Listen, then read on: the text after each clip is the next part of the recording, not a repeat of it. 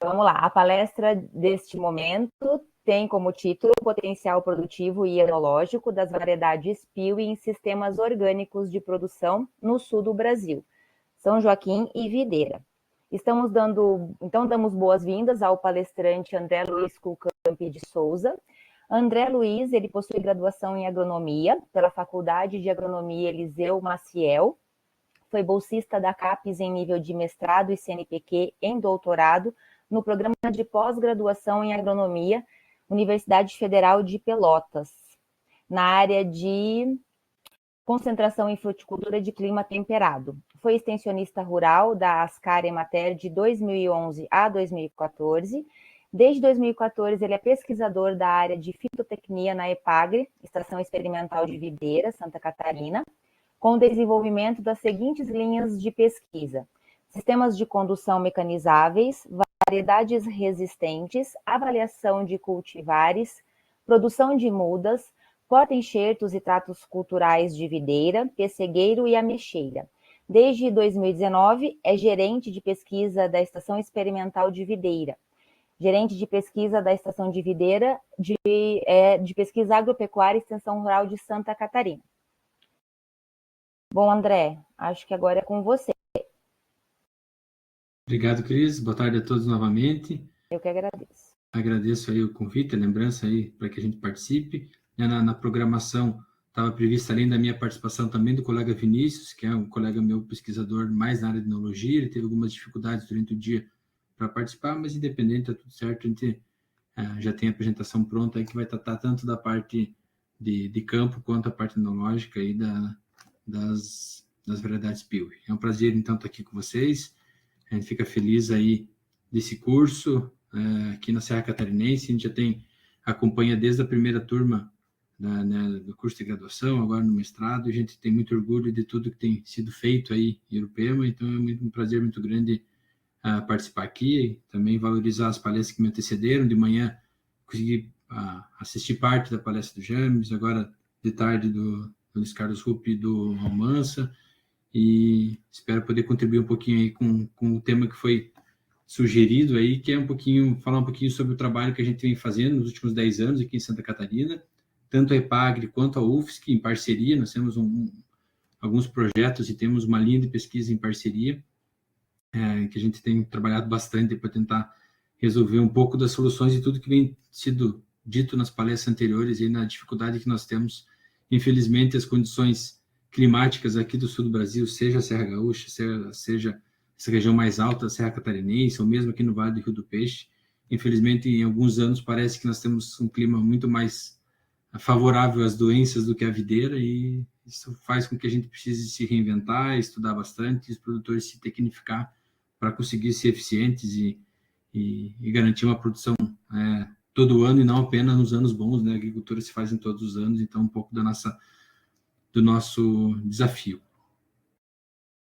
Vou ser breve para dar tempo depois de algumas perguntas, independente, coloco à disposição aqui a EPAGRE, Estação Experimental de Videira, para alguma dúvida sobre esse tema ou algum outro aqui em Santa Catarina.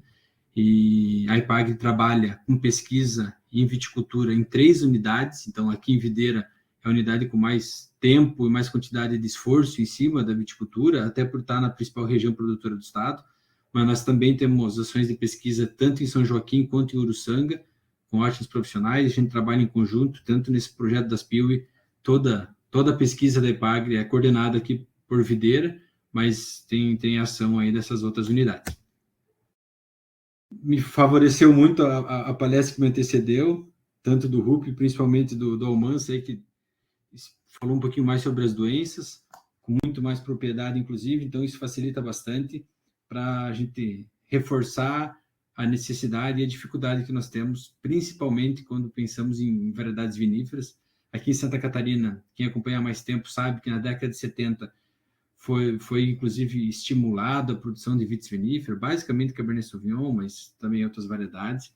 Existiu inclusive um apoio financeiro do governo na época, e de todos aqueles parreirais implantados, dá para contar nos dedos os que hoje ainda estão viáveis. Então, nós temos um clima bastante complexo para trabalhar com variedades vitiviníferas, inclusive estamos aqui falando de sistema convencional, então imagine sistema orgânico que exige uma tecnificação ainda maior, um conhecimento da planta e do local ainda maior, e acaba que hoje, para alguns nichos, seja para produção de vinhos finos ou mesmo produção orgânica, a gente, no estado, acaba podendo trabalhar numa região muito, muito pequena.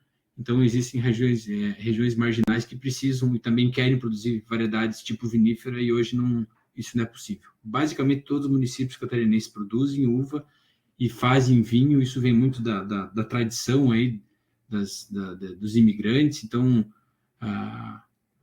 esse fato de apenas algumas regiões, nesse caso, né, vocês estão privilegiados aí na região de São Joaquim, Urupema, Murupici, essas regiões mais altas, onde a produção de uva fina é um pouco mais favorável, né, se viabiliza de alguma forma, apesar do alto custo de produção, da forma com que hoje a gente consegue produzir aí na Serra Catarinense, mas independente, ela é muito, muito exitosa, apesar de jovem, temos resultados bastante interessantes.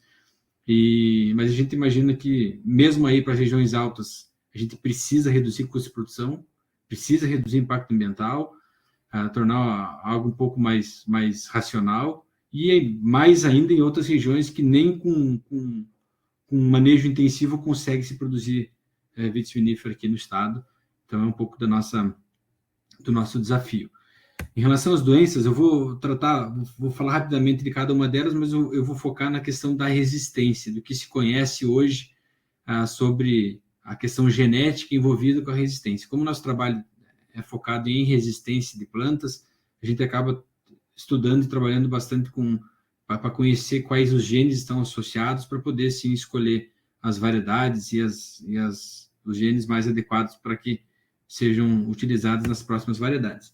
Então, como já dito anteriormente, o milho da videira é a principal doença aí que a gente tem. Aí tem algumas fotos de sintomas, o professor Marcos já abordou com mais detalhe, e nós temos diversas formas de controlar. Eu coloco sempre primeiro os tratos culturais, então, só para ser repetitivo, porque acho que didaticamente a gente precisa ser repetitivo, né? Foi falado pelo Luiz, foi repassado pelo Marcos, e eu faço questão de referendar. São uma lei que em todas as variedades, a primeira chamada a atenção são os tratos culturais. Então, de novo, escolher o local correto, fazer uma poda na hora certa, com a quantidade de gemas adequada, trabalhar com poda verde, a insolação do vinhedo, etc. Isso é fundamental e sempre vai ser a principal forma de a gente não ter o problema.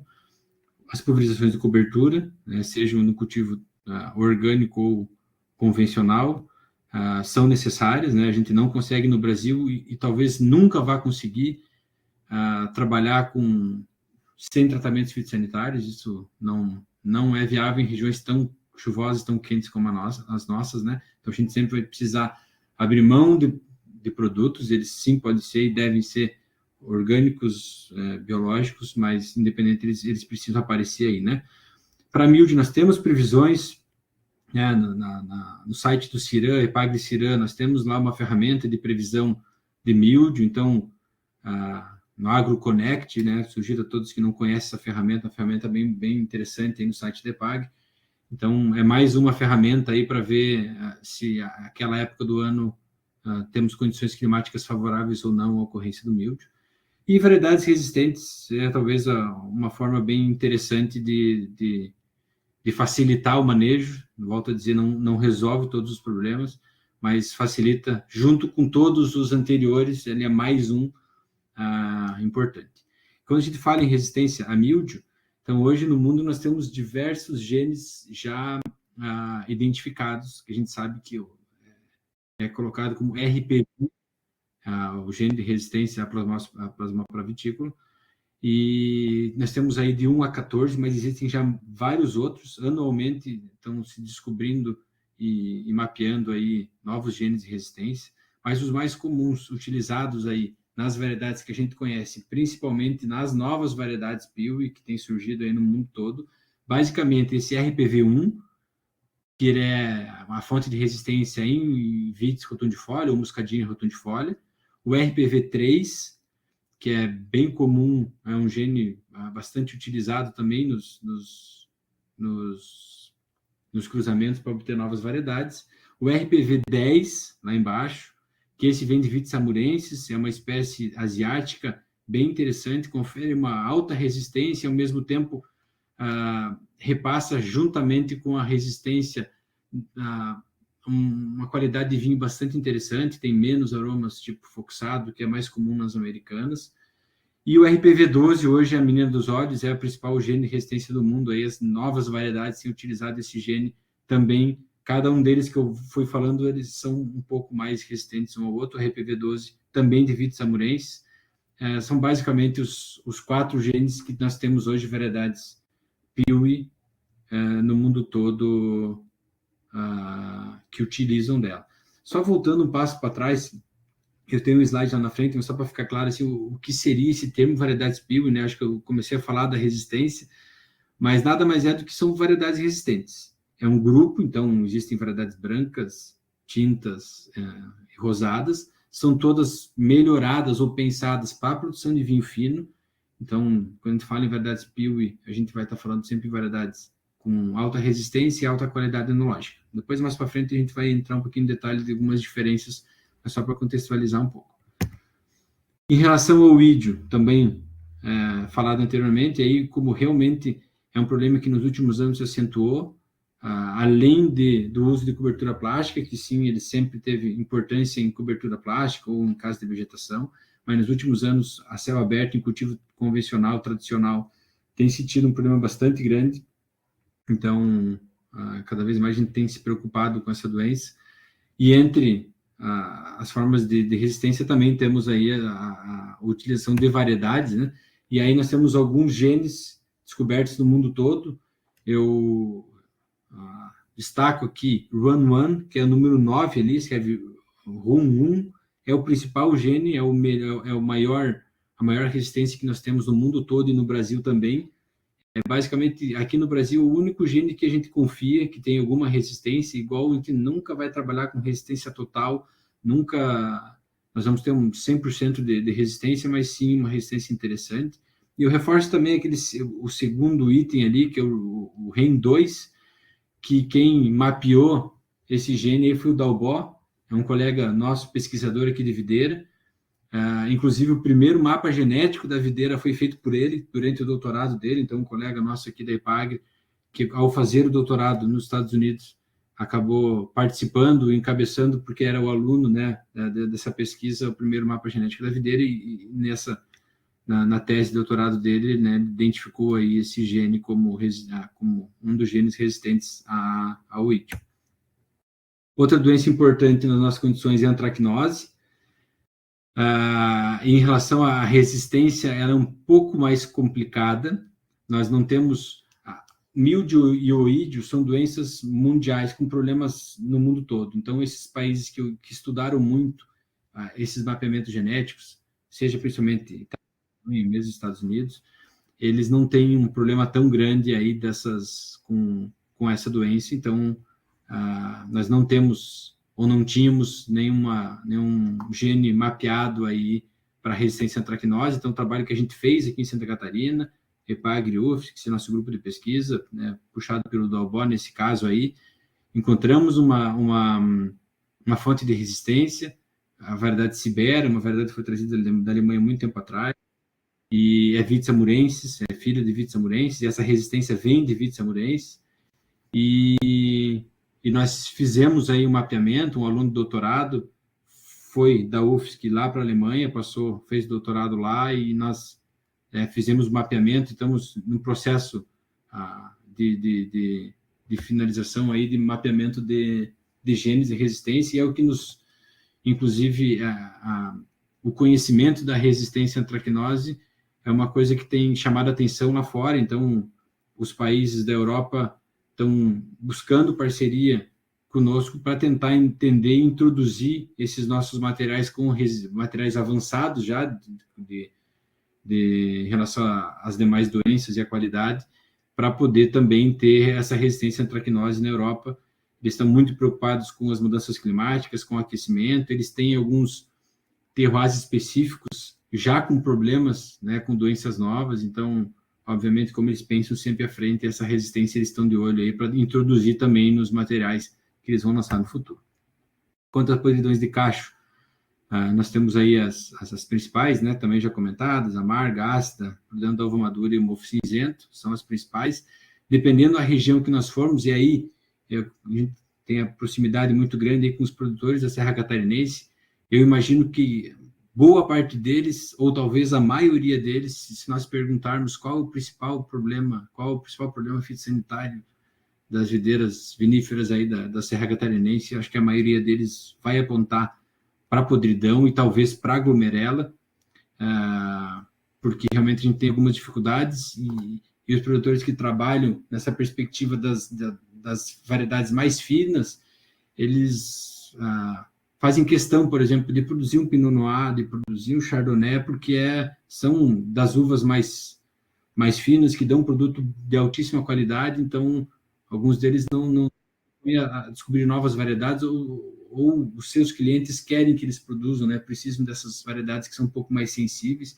Então, é uma questão muito importante, mas também não se conhece no mundo, então, a resistência genética à podridão de cacho. Então, nenhuma delas a gente tem genes conhecidos para que a gente consiga fazer um acompanhamento aí para manter-nos nas nossas seleções. Então, é um trabalho que a gente está fazendo, nós temos projetos aprovados no CNPq, buscando fontes de resistência e tentando resolver um pouquinho dessa questão genética envolvida, mas o que se tem hoje em relação à podridão de cacho vai ser tentar variedades com cacho solto, com a película mais espessa, e todas as questões anteriores aí de acerto na adubação e todo o manejo fitotécnico mais adequado. É o que se tem hoje. Então, geneticamente, a gente tem mais conhecimento com míldio e oídio, e um pouco menos, quase nada, mas um pouco com antracnose, e com podridões nós ainda não temos nenhum avanço no sentido de conhecer geneticamente quais os genes ou como é que ocorre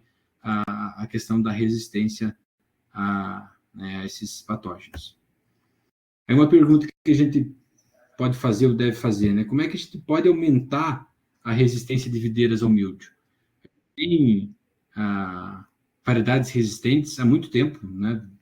O professor Luiz falou muito das variedades americanas e híbridas, elas há muito tempo estão aí, funcionam, têm resistência.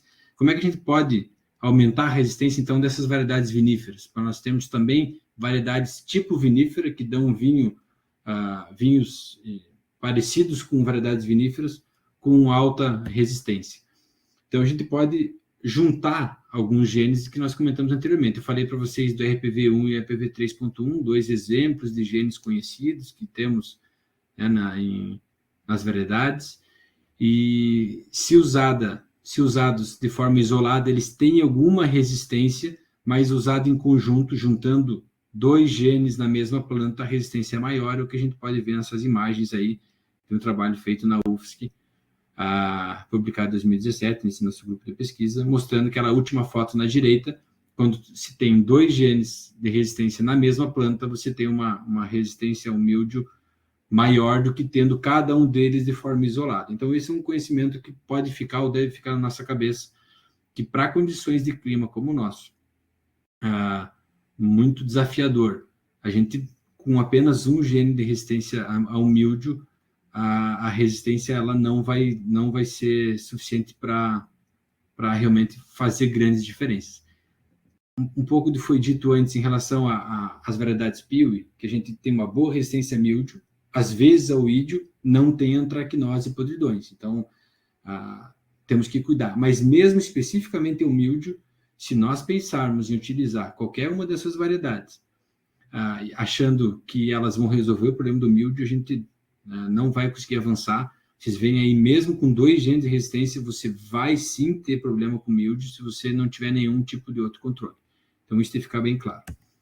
Aqui com o ídio da mesma forma, então, aqui quando a gente tem, na primeira foto ali, com bastante sintoma, nós não temos nem o RUN1 nem o RUN3, são dois genes, sem nenhum dos genes a gente tem bastante oídio, e na última foto, quando nós temos dois genes, você tem uma resistência muito maior, e olhando as duas fotos intermediárias, vocês veem também como o RUN1, né, o RUN1, é muito maior a resistência do que o RUN3, o RUN3, como eu havia dito. Então, é o gene mais utilizado que a gente preconiza para passar nos nossos programas de melhoramento para as próximas variedades, porque, infelizmente, esses outros genes, para as condições que nós temos aqui, em um ano onde vai ocorrer o ídio, a gente não tem uma resistência que dá para considerar adequada. Então, basicamente, nós temos uma única opção aí, que seria esse gene RUN1 para utilizar aí na resistência ao ídio. E como é que a gente pode, então, combinar? Nós estamos falando de resistência, então nós conhecemos as fontes de resistência, e como é que a gente pode combinar resistência com alta qualidade enológica? Esse é o grande segredo e é o que a Europa tem se preocupado nos últimos anos. Se nós formos ver qualquer evento, qualquer congresso, qualquer seminário que ocorre no velho mundo, aí no velho continente, em relação à uva, pode ter certeza que um dos principais, ou o principal tema, sempre vai ser, hoje em dia, a questão de variedades resistentes, essa questão das PIWI, porque eles têm metas de redução de uso do agrotóxico lá, tem algumas dificuldades, e então, depois de muito tempo parado na pesquisa com melhoramento na Europa, isso voltou com tudo, então realmente é uma questão muito importante você conseguir aliar resistência a doenças e qualidade enológica. Como é que a gente consegue fazer isso? Primeiro, a gente precisa ter a resistência. Então, a resistência vem de variedades de espécies selvagens. Então, lá, o primeiro cruzamento disso vai ter que cruzar uma variedade com alta qualidade enológica, uma vinífera, vamos supor aqui uma Chardonnay, com uma variedade selvagem, Vitis amurensis, que é a foto que está ali, por exemplo. Então, parte disso. Você fazer aí um cruzamento entre uma variedade de alta qualidade enológica com alta resistência. A partir de, então, você garantindo que a resistência realmente está no descendente, porque alguns desses filhos vão ter a resistência, outros não. Então, a gente precisa mapear, tem seleção assistida, né? Tem como você conferir se a progênie tem a resistência, e entendo você sempre retrocruzar ela, ou seja, cruzar ela com a mãe vinífera novamente. Depois, o filho, você vai lá, assiste para ver se realmente mantém a resistência, se tem lá o gene que você procura. A partir de então, você cruza novamente com vinífera, e ao longo das gerações, a gente tem aí variedades com maior porcentagem possível de vinífera, e apenas alguns genes de selvagem, e justamente os genes que a gente precisa, que são os genes de resistência que a gente assistiu via seleção assistida. A gente conhece os primers que marcam ele. Então, esses marcadores moleculares nos facilitam para que a gente consiga avançar nas gerações de forma, agora, um pouco mais rápida. Então, como eu disse, né, pega variedade selvagem e vinífera, a gente vai ter aí essas variedades. Isso não começou hoje. A questão do melhoramento, do hibridismo em viticultura, ele é muito antigo. Os primeiros híbridos aí que aconteceram foram nos Estados Unidos, aí na década de 1800. Inclusive, as variedades mais plantadas no Brasil hoje, né, como Isabel, Concorde, Bordeaux, Niagara, todas elas são oriundas de melhoramento, são oriundas de seleção. Elas possuem, né, cruzamentos com vinífera muito baixo, mas possuem. Então, a primeira leva de híbridos que tivemos disponíveis foram os híbridos americanos. Após isso, chegaram os principais problemas aí na Europa, e aí a França começou também a trabalhar com melhoramento genético e cruzar as variedades tradicionais Vitis vinífera com variedades resistentes. E tivemos Ecoder, Vilar, várias variedades que até hoje se tem, mas muito menos, né, do que teve aí, talvez 20, 30 anos atrás. Só que chegou num ponto que a Europa conseguiu, com ferramentas, com a descoberta aí de cobre e enxofre, basicamente eles resolveram os problemas de doenças de uma forma relativamente fácil. E depois disso, com fungicidas mais modernos, acaba que toda essa necessidade de trabalhar o melhoramento genético foi diminuindo, porque o nível de exigência deles, né, era muito alto, né? O consumidor europeu está acostumado a tomar vinhos de variedades vitiviníferas, e quando começou a trabalhar com os híbridos, de alguma forma, no entendimento deles, essa qualidade não foi tão alta, e isso acabou fazendo com que parte dos programas de melhoramento da Europa diminuíssem ou até inexistissem em alguns casos. Em alguns países, a Alemanha é um exemplo, não é o único, mas é um exemplo, de que nunca parou de pesquisar. Então, o avanço dessas gerações, nós temos as variedades PIWI, está ali a Regente como uma das primeiras aí, onde o cruzamento foi em 1967, mas nós temos, obviamente, coisas sendo lançadas a cada um desses últimos anos, que nada mais é, então, do que o avanço das gerações de variedades resistentes, ao ponto de que em cada retrocruzamento, em cada geração, a quantidade de genoma selvagem vai diminuindo. Então, essas variedades chamadas Piwi, na Europa, são consideradas variedades vitis vinifera. Então, devido à baixa porcentagem de espécie selvagem que ainda temos no genoma dessas variedades. Então, aqui um principal, acho que um slide bem importante para a gente discutir. Mas variedades Piwi não seriam variedades híbridas? É híbrido, não é híbrido? Isso é um tema bastante controverso e, obviamente, não temos como esgotar esse tema aqui agora, mas o que eu posso dizer para vocês, por que a gente utiliza o termo Piwi, que é um termo mundial, utilizado no mundo todo, nesse nosso trabalho aqui em Santa Catarina, justamente porque essas variedades, elas são consideradas variedades viníferas, por isso não híbridas, no sentido que uma híbrida ela não é vinífera, né? Mas essas variedades, apesar de terem sido originadas de hibridismo, elas são consideradas variedades vitis vinifera, França, Itália, Alemanha, Espanha, e assim por diante. Então, essa seria a grande diferença, porque nesses países, inclusive, na maioria deles, a Itália, por exemplo, se não for variedade vitis vinifera, você nem pode fazer um vinho, né? O vinho é oriundo de vitis vinifera.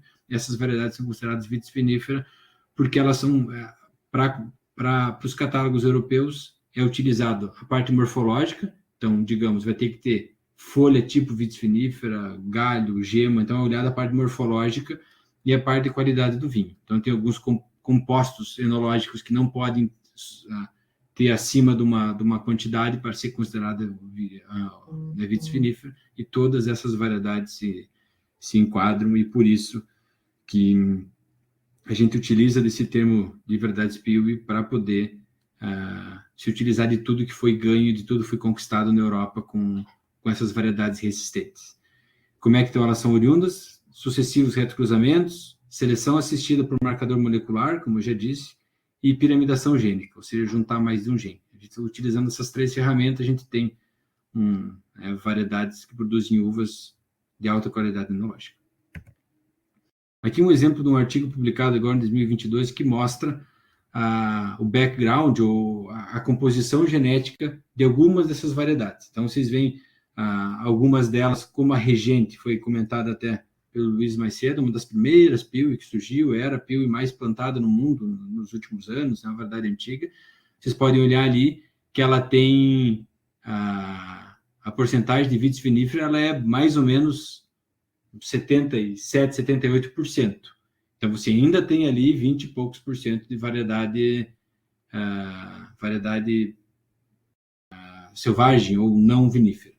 Só que, olhem outro exemplo lá embaixo, na linha E, a variedade Quercus, que é uma das variedades da Rauchedo, uma das variedades utilizadas para ele, uma das Piwis. Vocês olhem aí, você tem mais de 95% do background ou da porcentagem do genoma aí com vitis vinifera. Então, esse é o avanço que se teve nos últimos anos, e essas variedades mais modernas, então, conseguem manter uma alta resistência, cada vez mais resistentes. Então, o que nós já temos hoje, que vamos ter nos próximos anos, é variedades cada vez mais resistentes, porque a gente vai conseguir piramidar mais genes, e cada vez com melhor qualidade enológica. Então, a gente já tem variedades, eu vou falar no final, que a gente já indica para plantio, mas a boa notícia que fica é que é um trabalho que, com certeza, ao longo dos anos, vai proporcionar sempre variedades ainda melhores.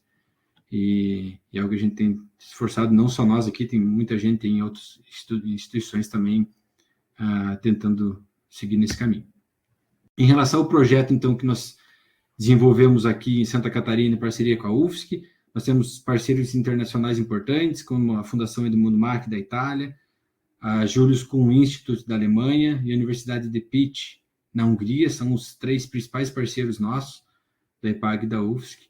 E aí os fundos financiadores, aí, FAPESC, Fundo VITS aqui do Estado, Secretaria da Agricultura via CD Rural, CNPq um pouco de quem tem financiado esses últimos 9 anos de pesquisa que nós temos feito aí. Então, os nossos parceiros, que nos ensinaram muito e participam ativamente do nosso projeto, desde o início aí, então a Fundação Edmundo Marchi em Trento, lá na Itália, né? O Stefanini nos acompanha aqui desde o projeto antigo que nós tínhamos em regiões de altitude aí, que é o projeto Trento. Imagino que alguns de vocês já ouviram falar ou até participaram dele, onde nós testamos 36 variedades italianas, e um pouco desse projeto, dos resultados, veio aí Rebo, veio a indicação de Rebo, Vermentino, Montepulciano, etc., né? Então, desde lá, eles se mantêm na parceria e agora focado em variedades resistentes. O Instituto Júlio Kuhn é uma das principais referências no mundo quando se fala em resistência genética. Eles têm um instituto de pesquisa específico para variedades resistentes. É o que eles fazem, e todos os profissionais de lá, é o nosso parceiro também, que é quem desenvolveu a variedade Calardes Blanc Felícia, que é a que nós temos validado aqui em Santa Catarina. A Universidade de Pécs, na Hungria, também muito importante. Lá nós temos esse RPV12, que é um gene muito interessante, que tem nos trazido bastante esperança. Nós também introduzimos materiais lá e temos um termo de parceria, né? Tivemos lá 2 anos atrás para reforçar essa parceria e também com possíveis novas variedades, né? Nós temos essa, sim, a primeira safra colhida aqui em Santa Catarina só, então um pouco mais de tempo precisamos aí, mas com ótimas perspectivas. Também um melhorista privado, né, o Paul Cosma, que era do instituto anterior, ele hoje tem um programa privado aí com variedades importantes também, que nós temos esse contato e essa parceria. Além disso, na Alemanha, o Instituto de Freiburg, tem várias variedades, aí, Bronner, Helios, Johanniter, Mesdin, Muscaris, Solaris, Cabernet Cortese, etc., são todas variedades desenvolvidas lá em Freiburg, também é nosso parceiro, e algumas dessas, inclusive, nós estamos prestes a indicar o plantio também aqui para Santa Catarina e para o sul do Brasil. Em relação ao nosso trabalho, então, nós temos duas frentes de trabalho complementares, mas distintas. Uma delas é a avaliação de cultivares, então a gente introduz material de fora, de diversos centros de origem, nós temos mais de 40 materiais já introduzidos e avaliados, para que a gente avalie aqui, primeiro, possivelmente para ser lançado, então a gente avalia a parte agronômica, a parte enológica, de toda a questão que envolve resistência, etc., para poder lançar, mas mais do que isso, para poder entender como é que se comporta cada um dos genes, cada um para poder entender como é que essa resistência se comporta em Santa Catarina, que é muito diferente do que na Alemanha ou na Itália. Então, a gente, nos últimos 9 anos, aprendemos bastante e, infelizmente, estamos longe de dominar o assunto. Então, a cada safra nos surpreende, as nossas safras são, infelizmente, muito distintas uma das outras, e cada ano tem nos pregado peças bem delicadas aí. Então, a gente tem aprendido muito como é que funciona a resistência genética de cada um desses genes, desses genótipos, para poder, sim, utilizá-los no nosso programa de melhoramento. Então, o melhoramento genético é a segunda linha, primeira é a avaliação de cultivares, a outra é o melhoramento genético, onde nós temos em parceria com a UFSC, então puxado a EPAG pelo Dalbó e na UFSC pelo professor Leucir, um programa de melhoramento onde nós já temos alguns resultados, não ainda ao ponto de lançar, é um programa recente, né, que a gente implantou, mas nós já temos hoje alguns materiais com 3 genes de resistência ao mildio, então RPV 1, 3 e 10, 1 ao ídio e 1 à antracnose. Então, esses materiais já estão a campo, nós temos algumas seleções avançadas, e agora o próximo passo é ver a questão enológica, né, que não adianta, obviamente, nada se a gente tiver uma super planta que resiste a tudo e que não tenha nenhuma aptidão enológica. É claro que todos os cruzamentos a gente pegou materiais que se adaptaram bem, então mesmo as variedades Piwi utilizadas eram variedades Piwi que se adaptaram bem, que produziram bons vinhos, cachos interessantes, boa produtividade, e utilizou variedades viníferas da mesma forma. Então, não é totalmente cego, né, isso. A gente, sim, tem boas chances desse cruzamento fazer com que venham variedades enologicamente importantes, mas ao mesmo tempo pode ser que não, e isso que nós estamos no passo aí, a cada ano implantando a campo esses filhos aí para conseguir avançar e poder, nos próximos anos, aí, lançar um material 100% do nosso programa de melhoramento.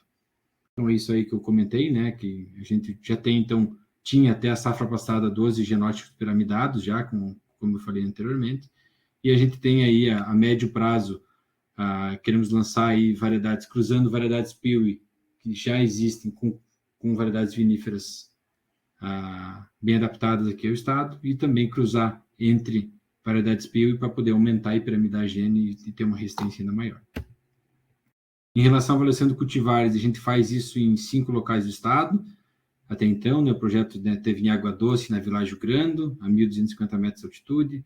Aqui em Videira, na Ipagre, a 830 metros de altitude. Em Curitibanos, a 900 metros de altitude, no campus da UFSC. Em São Joaquim, nós temos no Vinho Suzin, aí no Everson, a gente tem uma das nossas áreas, a 1.150 metros de altitude, e Uruçanga, na Ipagre, a 40 metros. Então, veja nossa preocupação de testar esses materiais em clima bastante hostil, como Uruçanga, nível do mar, com muito calor, muita chuva, e também regiões mais altas, como São Joaquim e Água Doce, para que a gente entenda como é que essas variedades se comportam, e se elas, obviamente, vão ter adaptações diferentes, cada uma delas a um local mais específico aqui do estado, e isso pode ser transportado para fora dele também. Então, são os materiais aí que nós já testamos. Então, desde 2015 a gente tem implantado, um ano sim, outro não, mais ou menos aí materiais. O último foi em 2022, que nós trouxemos as 2 Pinot Bianco e 2 Pinot Nero da Rauchedo aí para testar resistentes. E além disso, estamos trazendo material agora da Itália também, da Alemanha de novo. Então, a gente sempre introduz materiais novos para serem avaliados. Aqui um pouco das variedades, quais são elas. Então, o Instituto Julius Kuhn, nós temos 10 materiais introduzidos, de Freiburg 11 materiais introduzidos, da VCR, né, da Rauchedo 12, da Universidade de Pécs, né, na Hungria 9, 10 na verdade, tem uma a mais que eu não coloquei aí, mas que veio também, e assim por diante. E, obviamente, dentro da área nós também temos Sauvignon Blanc e Isabel, agora Chardonnay e Merlot também, essas 4 variedades conhecidas, para que a gente possa comparar no mesmo local, com os mesmos tratamentos fitossanitários, mesma idade de planta, como é que essas variedades se comportam em comparação a variedades conhecidas. Né? Você fica sempre na dúvida, né? Por isso a gente tem dentro da área variedades, né? Isabel e Sauvignon Blanc desde o início, agora mais 2 delas para poder comparar no manejo que nós temos utilizado aqui. Então, o que a gente avalia? A gente tem uma avaliação bastante completa, é um grupo bastante grande de pesquisadores, assistentes de pesquisa, alunos de graduação, mestrado, doutorado, que se envolveram e se envolvem nesse projeto. A gente avalia toda a questão fenológica, então, nos 5 locais, data de brotação, que é muito importante, já foi falado anteriormente, nós temos problemas de geadas na maioria das regiões produtoras no sul do Brasil, então isso é muito importante. Mesmo, bem como a questão de quando é que ela vai amadurecer, né? Dependendo do local, nós temos meses com alta precipitação, então fugir disso também é interessante para controle de algumas doenças, como os podridões, por exemplo. A gente avalia toda a questão de vigor, brotação, a resistência a doenças, obviamente, não tem como ser diferente. Aqui em videira a gente avalia, então, antracnose, míldio, ídio e podridões em todos esses 40 materiais anualmente, para poder ver como se comportam, tanto a incidência quanto a severidade dessas doenças. As questões produtivas, são importantíssimas, né? Ninguém vai abrir mão de produzir, seja uma Niagara, uma Bordeaux, ou um Chardonnay e um Cabernet Sauvignon, por algo que não seja produtivo. Então, o mínimo que a gente espera dessas variedades é ter uma alta produtividade, e vocês vão ver aí como, nesse sentido, a gente está bem servido. Também toda a questão da maturação, seja a maturação tecnológica quanto a fenólica, a gente acompanha, as questões fisiológicas. E quando parte para o vinho, a gente faz vinificação. Então, desses 5 locais, as uvas são colhidas, vêm até a videira, a gente vinifica aqui, faz microvinificações. Então, dependendo do ano, nós temos aí 200 a 300 microvinificações só de variedades Piauí. Dá bastante trabalho aí para os colegas, e o Vinícius, que é o responsável por essa parte. Então, a gente faz as vinificações. Né? No caso das brancas, vinho tranquilo, sempre, em alguns casos também elaboração de espumante, nós temos alguns projetos específicos que focam nesse sentido. E depois do vinho feito, obviamente, passa por toda a análise físico-química, seja a comum aí, ou até a mais rebuscada, da parte aromática. Sensorial, então a gente faz análise sensorial de todos esses materiais anualmente também. E temos, né, essa preocupação da questão da aptidão do mercado, para ver quem vai plantar, o que o consumidor quer, ou principalmente o que as indústrias, né, o que as vinícolas querem, que queira ou não queira, é quem vai adquirir, a não ser um produtor pequeno que ele mesmo produz e faz seu vinho, senão a gente vai sempre depender aí de grandes cooperativas ou de grandes vinícolas, então é importante, sim, entender um pouco do que o mercado precisa em relação às suas variedades. Em relação a tratamentos fitossanitários, eu só deixar claro, eu até comentei com a Cris, quando ela me convidou para a palestra, eu vi o tema de produção orgânica, inclusive, parabéns, que bom ter tanta gente parar o sábado para pensar na produção de uva, para pensar na produção de uva orgânica. Nós estamos com tantas dificuldades de produzir uva, inclusive em sistemas convencionais, né? Então, que bom estar pensando e o Instituto ter pensado nesse tema. Mas nesse projeto específico a gente trabalha com uma redução enorme na questão de tratamentos fitossanitários, mas ainda nós temos trabalhado com uma produção com uso de alguns fungicidas no meio do percurso, né? Por isso que eu deixei claro para ela que eu acho que sim, essas variedades sim, faz todo sentido a gente estar falando no seminário de produção orgânica, porque de tudo que a gente tem, pensando em variedades viníferas, elas com certeza vão ser as mais adaptadas nesse sentido, mas nós ainda dentro do projeto estamos um passo atrás, porque eu entendo sim que a produção orgânica é um passo à frente, ele é um sistema que exige um entendimento bastante grande, então como são materiais totalmente novos, variedades que a gente não conhece, genes resistentes que a gente não sabe como se comportam, a gente está ainda um passo de entender isso para daí sim a gente poder avançar, mas eu vou mostrar para vocês que sendo cobertura plástica, que é um projeto que a gente já está avançando. Então, um pouquinho do como é que a gente indica aí o manejo fitossanitário.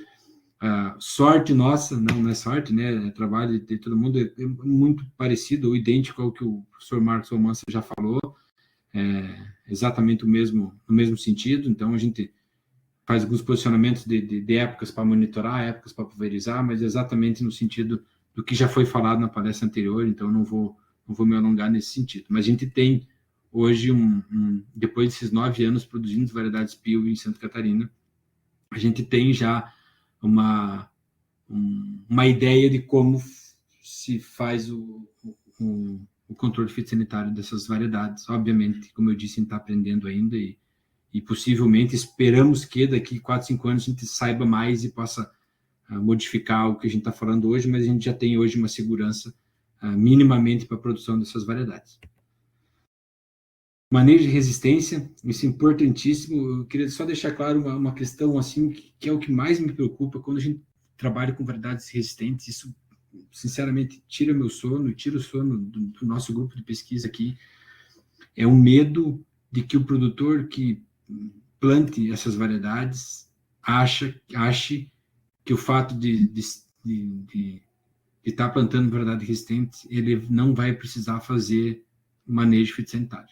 Isso, se ocorrer, vai ser um tiro no pé e vai acabar com uma ferramenta que pode ser muito interessante. Falei anteriormente, as variedades resistentes sozinhas, elas não fazem nada.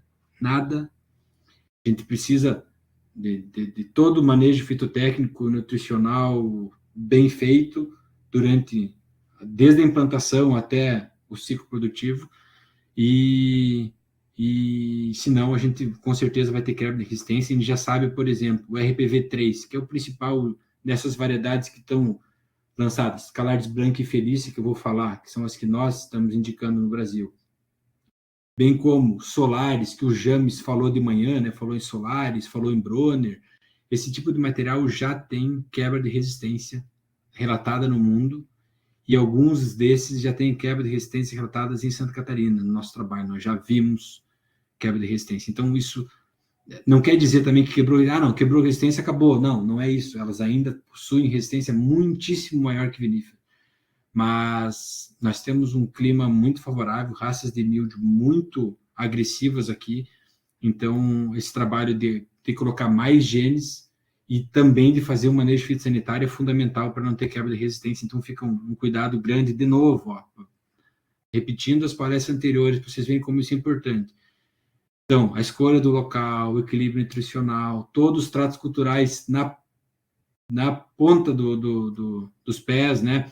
Poda de inverno bem feita, não deixar uma carga excessiva de gemas, poda verde feita, então tem que fazer desbrota, desfolha, desponte, tem que trabalhar, a gente indica fortemente trabalhar com caudas, então reduzir inóculo no inverno, seja com cauda bordaleza e ou sufocáustica.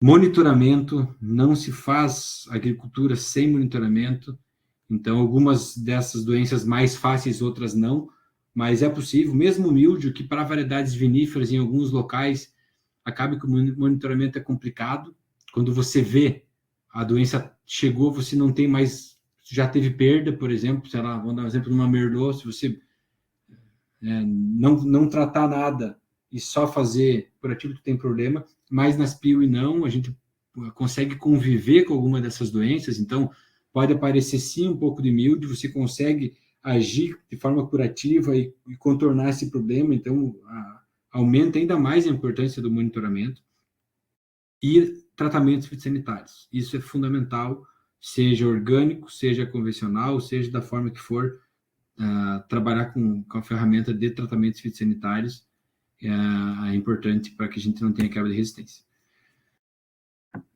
Para finalizar agora a apresentação, vou falar um pouquinho das duas variedades que a gente indicou para plantio para vocês. Então, a Felícia e Calares Blanc são as duas variedades que estão lançadas aí e com viveiros produzindo mudas. A Felícia, ambas são do Instituto Julius Kuhn na Alemanha, que é o nosso parceiro, trouxeram para cá. A Calares Blanc era ainda seleção quando veio para cá, então a gente avaliou ela 4, 5, 6 anos aqui, aí então ela virou variedade lá, por isso que a gente participou de alguma forma desse processo, né? E a Felícia, então, é uma variedade branca, precoce, a produtividade média, aqui nós estamos falando de 8 safras aqui em videira, tá? 8 safras. Ela produziu, em média, 17 toneladas por hectare na espaldeira. Isso tudo é Paulsen, espaldeira, no espaçamento de 3 por 1,2, tá? 2.700 plantas por hectare. Então, uma produtividade gigantesca, ano após ano, de qualquer forma, ela produz bastante, cacho grande, baga grande, olha o cacho médio de 200 gramas, atingimos na média, com anos horríveis no meio, então uma média de todos os anos aí, basicamente 20 grau Brix de sólidos solúveis, uma acidez em média de 85 miliequivalentes por litro, mais de 2 cachos por ramo, bastante fértil, e aí a questão importante é a questão da data de brotação, uma variedade precoce, a brotação dela ocorre no início de setembro, então nós pensando em altitude aí, 2 olhos arregalados com Felícia, a não ser algum microclima muito específico, é uma variedade a princípio que eu olharia com mais cuidado para essa região mais fria, acho que não vale a pena o risco, ela tem uma brotação bem precoce e, ao mesmo tempo, uma colheita também bem precoce. Quanto à resistência, então, ela tem o gene RPV 3.1, um gene de resistência, tem uma boa resistência, comparado com o vinífero, uma ótima resistência, e possui o gene de resistência também, o oídio, que é o Rain3, como eu disse anteriormente, não é um gene que a gente confia, então ela tem o gene, obviamente vai ter algum efeito sobre o oídio, mas é um efeito baixo para as condições que nós temos aqui, em anos onde a ocorrência foi maior, né, a gente precisa cuidar com a questão de tratamentos fitossanitários pensando em oídio. Aqui algumas fotos dela, de anos diferentes, de regiões diferentes, aí embaixo de região de altitude, em cima de região mais quente, mostrando aí a característica do cacho. Em relação ao vinho, então, ele dá um vinho de consumo jovem, então é um vinho que, ao menos por enquanto, da forma que nós temos manejado, é um vinho para consumo jovem, como a maioria dos vinhos brancos, né? Ele não tem uma tendência assim de evolução, de envelhecimento prolongado, bastante frutado, leve, né? Ele tem floral, tem frutado, tem algumas, na foto, parte dos aromas que a gente consegue ver em regiões mais quentes, dá um aroma muito forte de banana, de fruta tropical, em regiões mais frias, menos, um pouco mais floral, maçã verde. Então, é um vinho que pode ser feito também espumante, mas o principal dele é para elaboração de vinhos tranquilos, bastante frescos, fácil de tomar, e tem tido uma ótima aceitação em todas as análises sensoriais que nós fizemos ao longo desses 9 anos. Aí a Felícia foi sempre um dos destaques. Outro material, então, é a Calardes Blanc, com origem também no mesmo instituto, como eu disse, né? Produtividade também gigantesca. Aqui a variedade verde, a foto eu coloquei antes da troca de cor, mas a média aí de 15,6 toneladas por hectare, é a média cega também, tranquilamente chega a 20 toneladas por hectare nos anos melhores.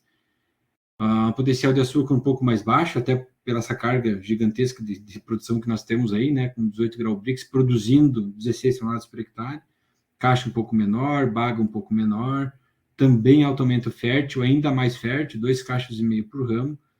Em relação à fenologia, ela tem um ciclo médio aí de 120 dias, né, na região aqui de Videira, e uma data de brotação um pouco mais tarde do que a Felícia, mas igual não é elas não, mesmo a Calardes Blanc não é tardia de brotação, mas é mais tardia do que, por exemplo, Chardonnay e Pinot Noir, que é um problema que nós temos aí na Serra. Então ela é uma variedade que brota um pouco mais tarde, permite sim uma boa condição aí para regiões mais frias.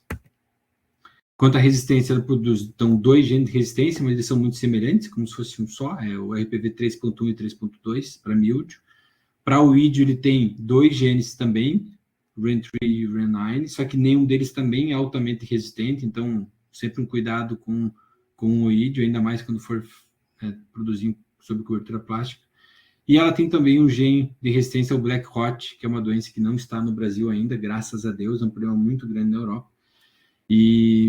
Mas independente, caso venha a ser um problema no Brasil, a gente pode abrir mão dessa variedade aí por ter essa resistência. Então, digamos que vem de brinde essa resistência, aí a gente não procura, não procurou variedades com essa resistência, mas entendo com certeza uma segurança a mais para o produtor. Mais algumas fotos da Calardes Blanc, vocês olhem, é fascinante a produção, e volto a dizer, qualquer ano é dessa forma. Vou mostrar algumas fotos dessa última safra que nós produzimos aqui em Videira, onde vocês sabem bem o caos que foi a última safra. Nós produzimos mais de 15 toneladas por hectare, tanto de Calardes quanto de Felícia. Então mostra que, independente do ano, elas são ponta firme, elas são realmente muito, muito produtivas. Quanto ao vinho, então, ele tem aroma de fruta branca, ele é bastante cítrico, assim como o outro, ele é leve, tem um floral, mais mineral que o anterior, e esse sim, além de dar um vinho de altíssima qualidade, ele dá um espumante muito bom, é uma variedade indicada, inclusive, para espumante na Alemanha, e realmente eles têm uma ótima qualidade. Para finalizar, se eu tiver mais 5 minutos, eu queria só mostrar rapidamente um pouquinho dos resultados, só que eu não vou poder entrar muito nessa questão, porque foi a primeira safra nossa. Nós temos um projeto novo, em parceria com a UDESC, nesse caso, tem uma aluna de mestrado da UDESC aqui conosco, a Marcele, trabalhando nesse projeto, que é trabalhando com cobertura plástica e carga de gemas nas 2 variedades que eu falei anteriormente. Então, Felícia e Calardes Blanc foram as principais, as 2 primeiras variedades das 40 que nós avaliamos, estamos ainda avaliando as 2 primeiras indicadas. A gente plantou 3 anos atrás um novo parreiral de cada uma delas, com mais plantas, e nelas estamos vendo como é que elas se comportam sob cobertura plástica e com diferentes cargas de gema. Ali tem as cargas de gema, então tem guiô com 2 ramos, guiô com 4 ramos, cordões esporonados com 20, 30, 40 e 50 gemas, no sentido de ver, elas são altamente produtivas. Então, a gente, basicamente, sempre produzia, em termos de cerca de 40 gemas, 30, 40 gemas. Então, uma alta produção, como eu mostrei, 15, 16 toneladas por hectare.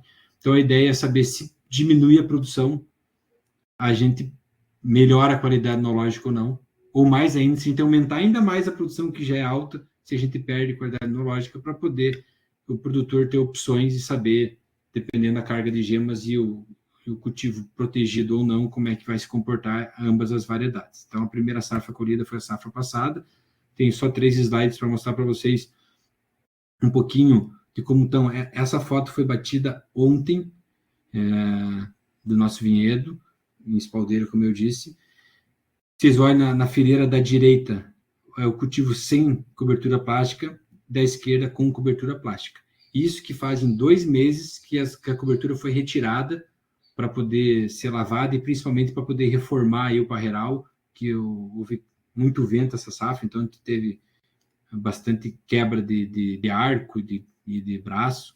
Então fazem 2 meses que estão sem cobertura. Mesmo assim, olha a quantidade de folhas que nós temos na área com cobertura plástica. Olha à esquerda aí um foco maior, que você ainda tem bastante folha, ou seja, agora essas plantas vão perder folha por questão fisiológica, chega uma hora que não tem o que fazer, né? Não perderam ainda porque não deu geada, o frio não chegou, mas o lado direito, sem cobertura, você vê que você já não tem folha, e a diferença de uma para outra diz respeito ao míldio, mostra que com a cobertura plástica o controle do míldio ele é realmente muito maior. Também nessas variedades, obviamente a gente imaginava isso, né? Se funciona para vinífera, para americana, não tem por que não funcionar para pio, mas está aí mais uma prova. A Felice da mesma forma, a fila sem cobertura e com cobertura, foto de ontem também, mostrando como a Felice é mais precoce, vocês olhem com cobertura um pouco mais de folha amarelada, então ela realmente chegou no máximo dela aí em relação a manter folha, mas independente, mostrando aí a eficiência que se tem em manter folha, e todos sabemos que manter folha nas plantas é vantagem para acúmulo de carboidrato. Então, após a colheita, é o período no que a planta está fazendo fotossíntese para ela e não mais para os frutos. Então, é o momento que ela consegue disponibilizar carboidratos para as raízes, para a volta das gemas. Então, um pós-colheita bem feito de folha, com certeza, vai facilitar a safra seguinte. Além de que, quanto mais tempo a gente mantém folha, tem uma possibilidade de atrasar a brotação no ano seguinte. Além da questão de que o inóculo de míldio que ficou nessas plantas sem cobertura para o ano seguinte, com certeza é muito maior do que ficou nessas plantas que estão na cobertura plástica. E aqui mostrando um slide de 2 tratamentos, isso aqui é ilustrativo, na verdade, Calares Blanc. Então, a primeira é um guiô duplo, a gente deixou 16 gemas, 2 varas com 6 gemas, e mais 2 esporões, cada um com 2 gemas, então dando as 16 gemas. E lá embaixo o tratamento com menos gemas, o T1, e lá embaixo o tratamento com mais gemas, na qual nós deixamos 50 gemas no cordão esporonado. E aí vocês vejam a diferença de produção e a qualidade. Nós vamos ver agora do vinho, né? O vinho foi vinificado e agora nós estamos na parte da análise físico-química e sensorial desses vinhos. Mas para terem uma ideia desse tratamento T6 aí uma caixa de uma das plantas aí com mais de 7 quilos. Então, nós tivemos nesse ano horrível, chegamos a ter aí produtividades de 20 toneladas por hectare, mesmo fora da cobertura plástica, mostrando aí o grande potencial dessas variedades. Esse meu último slide para reforçar e valorizar toda a equipe que compõe o projeto. Então, aqui eu sou um porta-voz dessa galera toda aí, né? Muita gente envolvida nos últimos 9 anos. Na EPAG, então, a Estação Experimental de Videira, na qual eu represento aqui, a Estação Experimental de São Joaquim, de Uruçanga, o CIRAM, que é a unidade que trabalha com clima. Em cada uma das 5 unidades que a gente avalia, tem uma estação meteorológica automática ao lado, que nos fornece todas as informações climáticas para a gente poder entender o porquê que ocorrem algumas situações dentro dos vinhedos. A UFSC, então, uma parceira super importante no projeto, desde o início, tanto o campus de Florianópolis, do CCA, quanto o campus de Curitibanos, com o professor Delcir. Os institutos europeus, aí está a FEMA e a Juduscum Institute, mas também a Universidade de Pitt. E as empresas privadas que fazem parte também, Village do Grande e os vinhos Suzin, que cederam área para o experimento, além todos os alunos que participaram, aí, muitos alunos, talvez alguns que estejam aí na sala, inclusive, participaram de alguma forma desse projeto, seja em extensão científica, seja mestrado, doutorado, e algumas dessas variedades acho que também acabaram sendo vinificadas aí em Urupema, então eu sei que alguns de vocês podem ter já se envolvido no projeto, então muito obrigado a todos vocês aí que de alguma forma contribuíram para esse trabalho. Espero não ter passado muito do tempo, me coloco à disposição para perguntas, seja agora, ou seja, depois eu posso passar no chat aí o meu e-mail para demais perguntas. Obrigado a todos pela atenção. Muito obrigado, André, pela excelente apresentação do tema. Agora a gente vai proceder, então, com algumas perguntas que foram realizadas durante o chat, né, e durante a palestra. Os participantes que permanecerem com dúvidas podem estar se manifestando no chat, que a nossa equipe irá repassá-las para que o palestrante possa respondê-las. Então, a gente já tem algumas. Vamos para a primeira. O Rodrigo Augusto, ele perguntou, ele gostaria de saber se já existe um banco de germoplasma aqui em Santa Catarina para a introdução de híbridos mais resistentes a doenças. Sim, Rodrigo, nós temos. Então, esse nosso grupo tem introduzido anualmente materiais e todos eles a gente avalia. Os que não têm potencial, eles são arrancados da maioria das áreas, mas a Estação Experimental de Videira, aqui em meu nome, minha responsabilidade, ficou de manter todos esses materiais como banco de germoplasma. Então, por mais que alguns deles hoje não nos pareceram muito bons, a gente não sabe no futuro se não vai ser importante. Então, a gente tem, sim, só de variedades PIL, então, mais de 40 genótipos, mais as híbridas normais, e mais tudo que vem do programa de melhoramento, nós temos aqui em Videira, né? Obviamente, estão todos convidados, né? Epagre é um órgão de vocês, nosso, né? Do catarinense, ou de quem tiver interesse, quiserem marcar de vir conhecer esse banco de germoplasma, conhecer essas variedades na época da safra, é possível, sem problema, desde que a gente acertar com antecedência, a gente pode mostrar para todos. Muito bem. Agora o João Quinto, ele falou que as uvas Piuí são maravilhosas. Alguns produtores da Europa têm adotado, né, no portfólio exclusivo, principalmente com as Solares, sendo aproveitada para fazer face à elevada incidência de míldio. Mas o maior desafio acaba sendo a aceitação no mercado de consumo, sobretudo quando as uvas falam por si em termos de nome e apelo comercial. Como tratar caminho por essa aceitação no mercado de consumo? Essa é a pergunta do milhão, João. Assim como a palestra anterior, na qual, né, o Luiz não conseguiu dar a resposta definitiva, eu infelizmente também não vou conseguir, mas é o que tem nos movido, porque realmente é a pergunta-chave para isso tudo. Falando da Solaris, a gente avalia a Solaris aqui também, a única dificuldade que nós temos com ela é que ela tem uma brotação super precoce, até antes de Chardonnay, ela é a primeira variedade que brota, então nós temos só essa dificuldade, mas é uma excelente variedade, possui 2 genes de resistência, IPv 3 e 10, bem interessante, realmente dá vinhos expoentes fantásticos. Em relação à aceitação, é a dúvida, e essas variedades que nós indicamos, aí, as que vêm da Alemanha, acabou que o Instituto lá ele não se preocupou em utilizar variedades tradicionais, e isso tem dificultado um pouco, porque o consumidor ele conhece o Sauvignon Blanc, o Chardonnay, o Merlot, ele quer tomar aquilo, né? E então, a não ser alguém que se desprenda disso, como imagino que a maioria de nós que estamos na sala aqui gostamos de coisas novas, e o fato de não ser essas para nós talvez seja uma vantagem, mas para a maioria do consumidor que consome, ele vai se prender a coisas um pouco mais conhecidas, e aí vai talvez o grande mérito da Rauchedo, em parceria com a Universidade de Udine, que foi quem desenvolveu essas variedades da VCR, né, que tem 2 Sauvignon Blanc, 3 Sauvignon Blanc resistentes, 2 Merlots resistentes, 2 Cabernet Sauvignon resistentes, agora os Pinots, né, Blanc e Noir resistentes. Então, um pouquinho, talvez, de uma nova estratégia de você poder vender um Pinot resistente. E é o que eles têm feito, eles têm programação anual para lançar Chardonnay resistente, tá saindo, Chardonnay, qualquer variedade que vocês imaginam vinífera, estão prestes a ser lançados pela Universidade de Udine e pela VCR resistentes.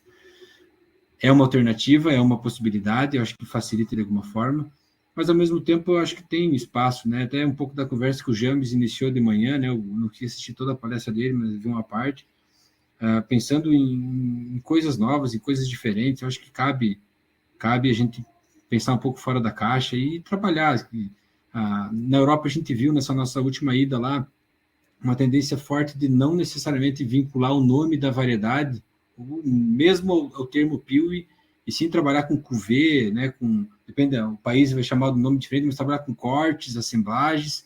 Eu acho que talvez seja uma alternativa interessante para que a gente não fique tão preso às variedades. A gente tem vinícolas no Brasil que vende os seus rótulos e ele é um blend, né? Ele não necessariamente é um varietal e talvez seja um caminho, ou trabalhar com cortes, uma questão que a gente tem pensado nos próximos anos aí. O que a gente pode dizer é que essas variedades, quem tiver vontade de ver coisas novas e não ficar preso a alguns nomes, a gente garante que vão se surpreender positivamente.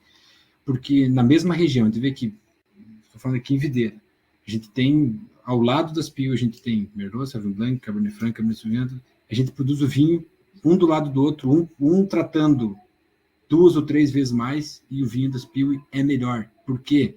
Porque nas nossas condições aqui, com as dificuldades que nós temos para produzir uva de qualidade, o fato de você conseguir amadurecer elas de forma adequada e produzir elas em todos os anos, nos anos bons e ruins, é suficiente para que você tenha um vinho de alta qualidade. Não estou falando que elas são melhores que as viníferas, não. Pô, é difícil a gente comparar, às vezes o consumidor quer comparar com o Chardonnay. Não dá para comparar, nada se compara com o Chardonnay. Chardonnay é uma variedade muito especial, produzida no mundo todo, em cada região ela é melhor do que na outra, então nós não vamos ter uma variedade melhor que o Chardonnay, nem melhor do que Pinot Noir, não é a nossa pretensão, mas sim a gente produzir ótimos vinhos todos os anos e com custo de produção adequado que viabilize o produtor, que não pode ficar dependendo de safra ou de outras questões para poder se viabilizar. Então, é mais ou menos o que a gente pensa, e a aceitação vai depender disso. Agora, esses nossos materiais foram ano passado para viver, então não tem produção comercial, é a nossa dúvida aí de ver como o mercado vai receber essas variedades, mas independente disso, nosso trabalho não para, a gente sabe que isso às vezes precisa de tempo para acontecer, então se já forem com essas variedades, essa aceitação, ótimo, se não forem, não vamos desistir, vão ter que nos engolir, nós temos muito trabalho pela frente para poder lançar variedades ainda melhores, para que a gente consiga, como eu disse, o principal, viabilizar o produtor, o viticultor, para que ele consiga se viabilizar produzindo um produto de alta qualidade, com menos impacto ambiental e um custo mais baixo. Muito bem. O Velocino, ele tem uma pergunta, como tem sido a produtividade da Felícia e da Calars Blanc em São Joaquim, na propriedade do Suzin, e se ela tem escapado das geadas de primavera? Ótimo, Cal. Legal. Então, te convido para falar aí com o Bibi, vai dar uma visitada esse ano para você ver de perto aí o vinhedo. A Felícia, realmente, a gente tem dificuldades com geadas.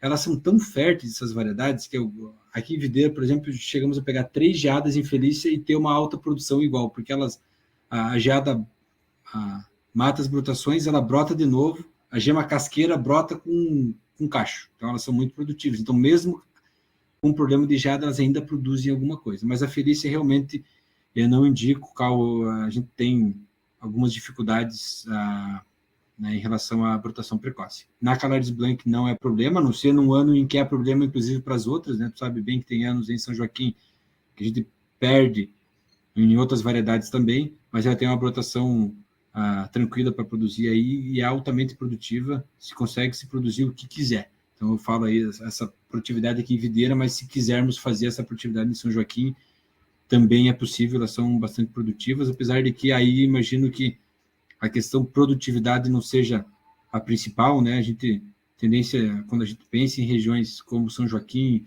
em que vai competir não, mas que vai entrar no portfólio de vinho mais fino, a gente poder reduzir um pouco essa produção para focar, assim, num produto de altíssima qualidade, e são muito, muito bons os vinhos que têm vindo aí do vinhedo do Suzin.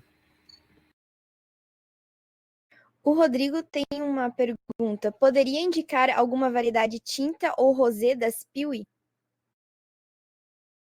Na verdade, é um tema bem, bem importante. Tem uma demanda muito grande por variedade tinta, vinífera, seja resistente ou não, a gente é demandado demais. E a gente ainda não lançou porque ainda não temos confiança 100% em nenhuma delas, mas temos boas perspectivas do futuro. Então, das antigas, nada mantém a qualidade. A gente falou de Regente antes. Para São Joaquim, nós tivemos ótimas experiências, então talvez valha a pena, mas fugiu de um terroir super top como São Joaquim, a qualidade enológica despenca, nós temos ainda a avançar com variedades tintas, mas nós temos sim perspectiva, tem uma variedade da Alemanha, desse instituto nosso, que a gente trata por GF10, ela é um código, que esse ano vai ser lançado lá na Alemanha como variedade. Nós vamos ter uma conversa interna aqui se vamos indicar ou não, mas é uma variedade bem interessante, bem resistente, que pode ser uma alternativa. E nós temos também uma variedade da Hungria, chama Pinot Regina, é uma Pinot Noir resistente, muito interessante, mas também, vocês terem uma ideia do nível de responsabilidade, preocupação que nós temos no projeto, a gente lançou as variedades depois de 8 safras boas, as 2 primeiras. Então, a gente sabe que para cair na descredibilidade é muito fácil, então a gente não quer indicar para plantio algo que o produtor depois vai ter problema e acaba desacreditando de um tema tão importante que são essas variedades resistentes.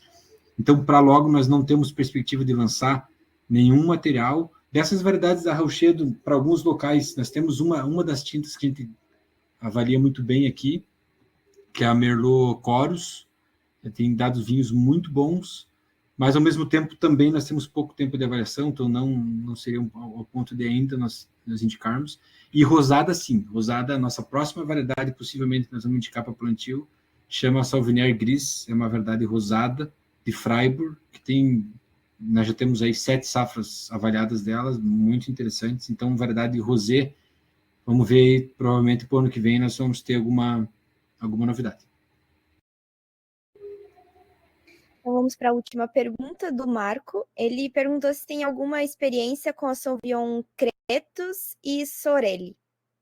Temos, Marco. Todas as variedades da Rauchedo a gente introduziu. As Pinots resistentes a gente introduziu há menos tempo, temos a primeira safra só. Mas as demais nós temos já 7 safras avaliadas, então a gente conhece bem, trabalha já há bastante tempo com a Cretos e a Sorelli. São variedades interessantes. A gente, em relação a Cretos, uma por uma, a Cretos, ela da Sauvignon Blanc resistentes da Rauchedo, talvez é a melhor delas em qualidade enológica. A gente entende que produz um vinho muito semelhante ao Sauvignon Blanc normal, bem típico. Ela é bastante produtiva, tem uma boa resistência, ela tem o RPV 12, que é esse gene de resistência maior, então ela é bem resistente ao míldio, e então ela tem vários predicados. As coisas que a gente ainda tem avaliado como pontos a serem alertados sobre a Cretos, primeira, brotação bem precoce, então tipo Felícia ou até antes, então a brotação da Cretos é bem precoce, então, depende da região, isso vai ser um problema que vai inviabilizar. Para vocês terem uma ideia, no vinhedo do Suzin, nós nunca produzimos, nós não conseguimos levantar a planta de morrer tudo, porque ela realmente brota cedo. Então, se a geada é um problema, talvez não seja interessante. Caso não seja, é uma ótima variedade. E outra questão é podridão. Então, se escapar da brotação precoce, de um controle de glomerela bem certinho, ela tem uma resistência à podridão baixa, às vezes ela fica ela não consegue dispensar totalmente a inflorescência em volta, as sépalas, e ela acaba apodrecendo. Então, é as duas coisas que eu diria para tomar cuidado. Fora isso, ela é vinhos muito bons e uma boa resistência, uma variedade que a gente vê com potencial. Sorelli também, Sorelli é a variedade mais vendida da Rauchedo no mundo todo, é um vinho tipo Tokai, né? Uma variedade interessante também com boa resistência, também com bons vinhos, e a gente tem ela avaliada há um tempo aqui com uma boa perspectiva também para cultivo. Essas eram as perguntas. Acho que a Thalita vai encerrar agora. Então, agradecemos mais uma vez ao André pela palestra e pela disponibilidade de participar do primeiro workshop de viticultura orgânica da Serra Catarinense.